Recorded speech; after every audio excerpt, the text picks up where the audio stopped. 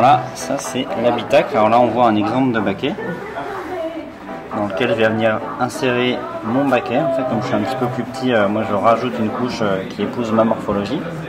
Et puis là, il y a tout l'habitacle.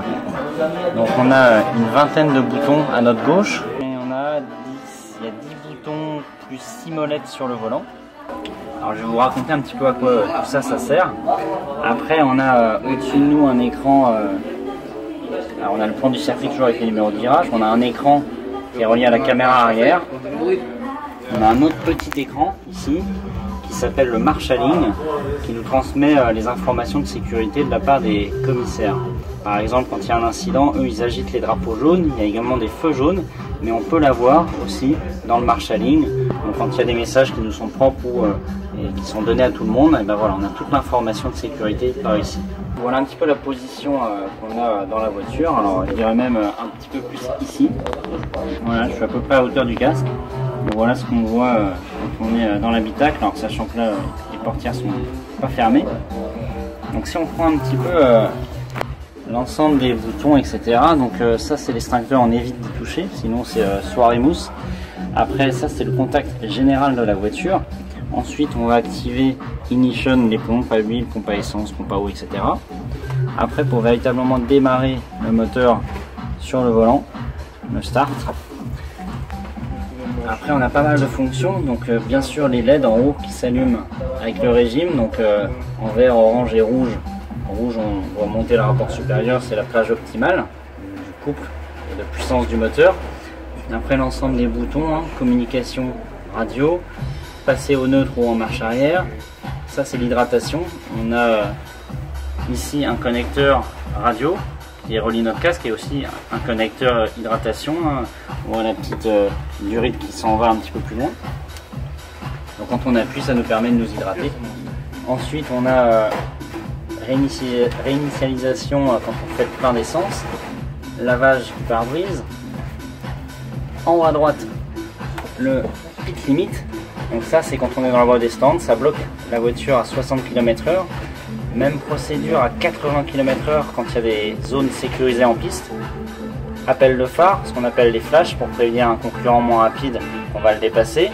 Donc le démarreur comme j'ai vu tout à l'heure. Ça le kill, c'est en fait pour éteindre, couper le moteur. Ensuite on a un ensemble de molettes. Alors slip, gain, c'est les deux paramètres pour jouer sur l'anti-patinage. C'est à quel moment je fais intervenir l'anti-patinage et à quel moment et de combien je dirais je coupe le patinage des roues arrière. Donc tout ça pour préserver les pneus et avoir la meilleure traction, la meilleure relance possible à l'accélération. Après on a des paramètres châssis, donc ça c'est plus partie cartographie électronique. Direction assistée, on peut la rendre plus ou moins ferme, chacun a sa sensibilité et notamment en fin de relais on a tendance à rajouter un petit peu d'assistance quand on commence à taper dans les réserves, à être un petit peu fatigué. Cartographie moteur, cartographie de l'accélérateur, c'est-à-dire que ça va accélérer plus ou moins vite pour un degré d'angle de pédale. Alors après on a d'autres LED que je ne vous ai pas montré ici, droite-gauche. Là on a environ une dizaine de lumières possibles, de couleurs possibles, clignotant ou fixes selon si on bloque une roue, si on active l'anti-patinage, si on est en réserve d'essence, si alors il y a des alarmes, etc., etc. Donc il y a pas mal d'éléments ici. Et après il y a encore pas mal d'autres procédures à connaître par cœur ici. Donc ça c'est passage en mode nuit de la voiture. Je sais pas si on va bien voir là. Après ici réinitialisation de capteur, on a changement de... On a un écran ici avec plein d'informations, avec le rapport en gros.